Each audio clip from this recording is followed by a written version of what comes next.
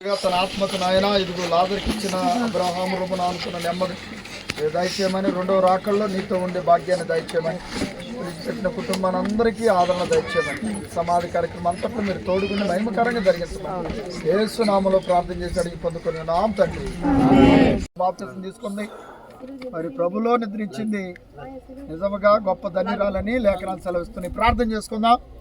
మహాగణుడా, పరిశుద్ధుడా, ప్రేమ స్వరూపి, ఈ దాసురాలు మంద యేసుమ గారు మరి భూలోకానికి మీరు అయ్యా నిన్నటి దినం వరకు మీరు ఇచ్చిన కృప కొరకై స్తోత్రాలు.